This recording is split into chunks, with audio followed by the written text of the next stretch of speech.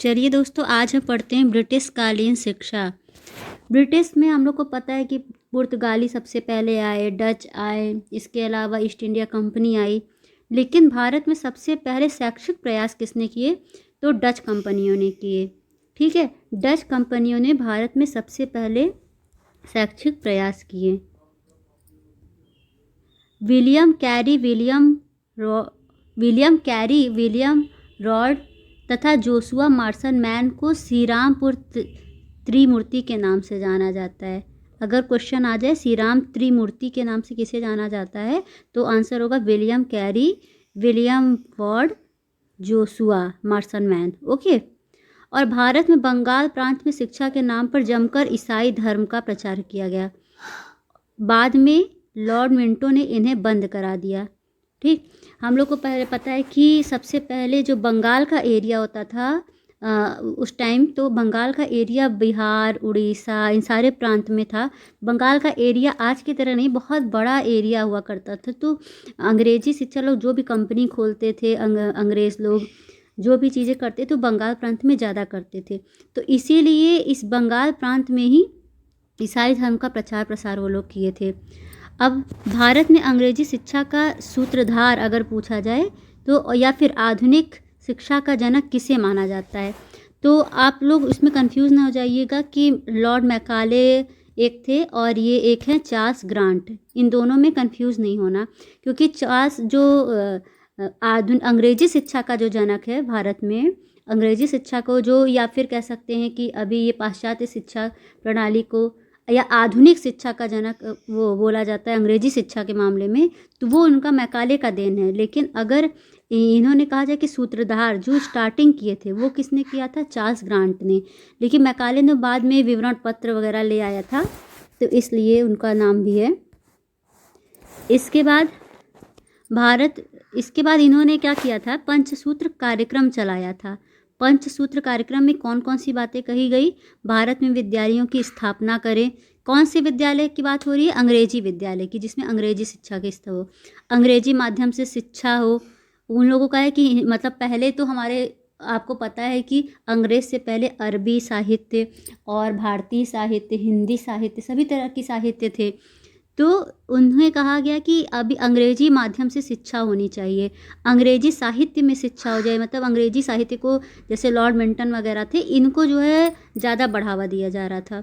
और ईसाई धर्म का प्रचार प्रसार हो। बेसिकली ये अपना धर्म जो है स्थापित करना चाहते थे, उसका प्रचार प्रसार करते थे, और शिक्षा के माध्यम से ये आसान हो जाता।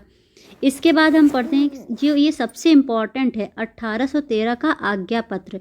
सबसे पहले तो ये याद रखिए कि आज्ञा पत्र आया कब था? 1813 में, क्योंकि इसके बाद हम लोग वुड्स का भी आज्ञा पत्र पढ़ेंगे और भी सारा 1833 का। तो सबसे पहले जो आज्ञा पत्र आता था, सर्वप्रथम आज्ञा पत्र 1813 में आया था। ठीक है। फिर भारत में यूरोप की किसी भी ईसाई मिशनरी को धर्म प्रचार करने की छूट थी उस समय।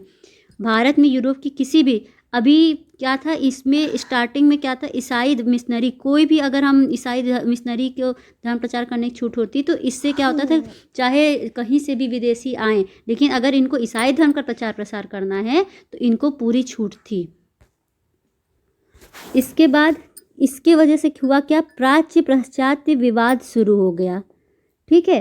क्यों? क्योंकि इसमें अंग्रेजी साहित्य, अरबी, फारसी, हिंदी साहित्य, ये सब साहित्य आते थे, और अंग्रेजी में हिंदू, मुस्लिम विद्वान ये सारे आते थे।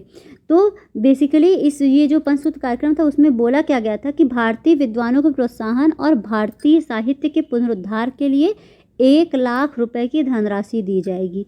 ये धारा 43 आई थी, 43, आर्टिकल 43 के दौरान कहा गया था कि जो भारतीय विद्वान हैं इनके प्रोत्साहन और भारतीय साहित्य के पुनरुद्धार के लिए 1 लाख रुपए दी जाएगी।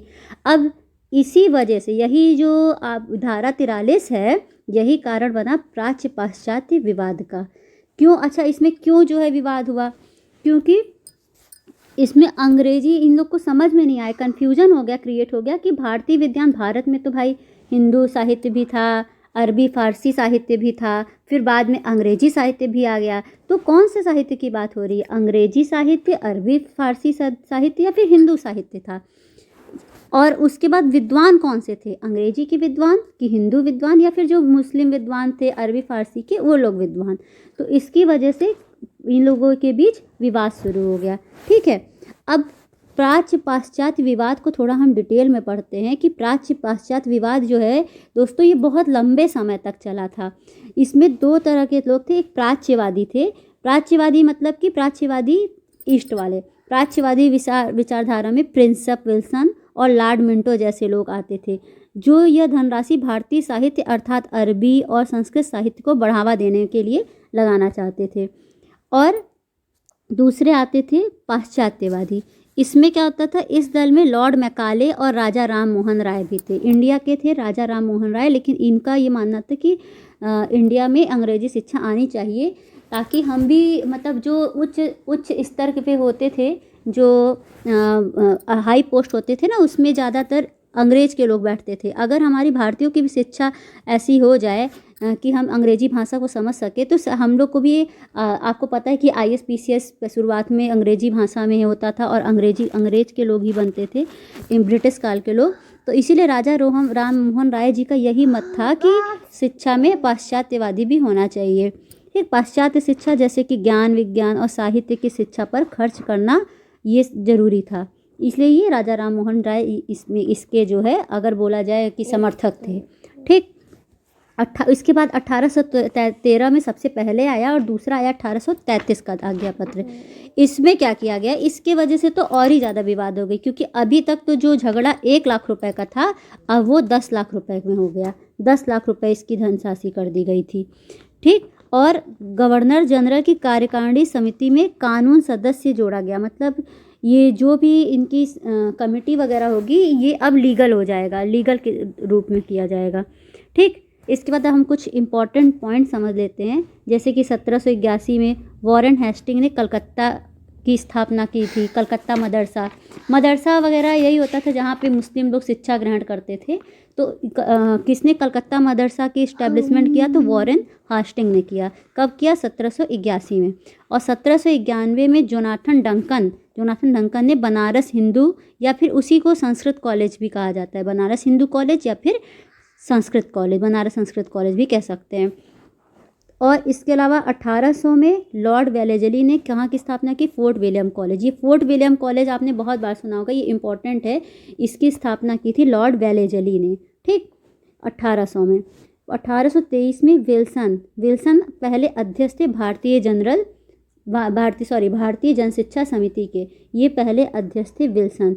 इन्होंने सबसे पहली बार भारतीय जन शिक्षा समिति की स्थापना की थी।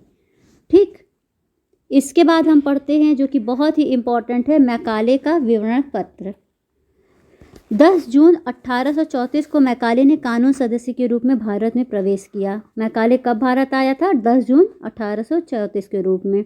ये मैकाले का क्यों आए थे, क्योंकि हम लोग को पहले पता है कि जो धारा 43 आई थी उसमें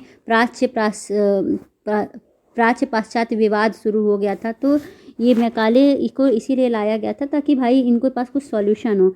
इस समय ये सारा जो विवाद था ये जोरों पर था। तत्कालीन ब्रिटिश गवर्नर जनरल, जब ये मैकाले भारत आया था उस टाइम गवर्नर जनरल कौन था, विलियम बेंटिक थे। ठीक, याद रखना मैकाले के टाइम में गवर्नर जनरल विलियम बेंटिक थे।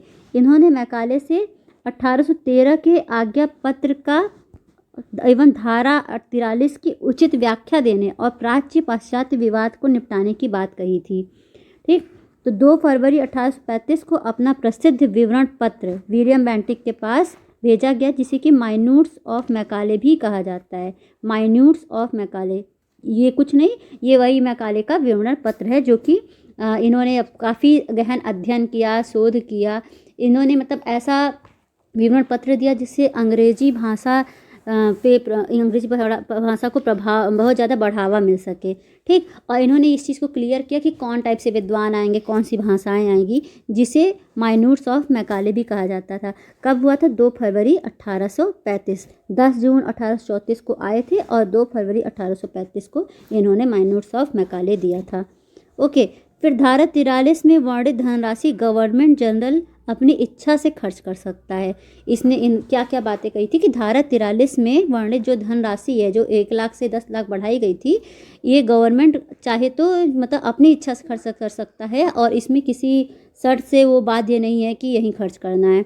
भारतीय विद्वान का अर्थ संस्कृत के, अरबी, फारसी के मौलवियों से नहीं, भारत के उन विद्वानों से भी है जो माध्यम जो क्या कहते हैं अंग्रेजी माध्यम से पढ़ते हैं। मतलब ज़रूरी नहीं है कि आप जो संस्कृत और अरबी भाषा या फिर मौलवी लोगों को ही विद्वान कहें। ये कुल मिला के ये कहा जा रहा था कि अंग्रेजी भाषा के जो विद्वान हैं उनको वरीयता दी जाए। धारा 43 में वर्णित साहित्य शब्द का अर्थ सिर्फ संस्कृत या अरबी भाषा ही नहीं, इसमें जॉन मिल्टन की कविताएं और लॉक के दर्शन भी आते हैं।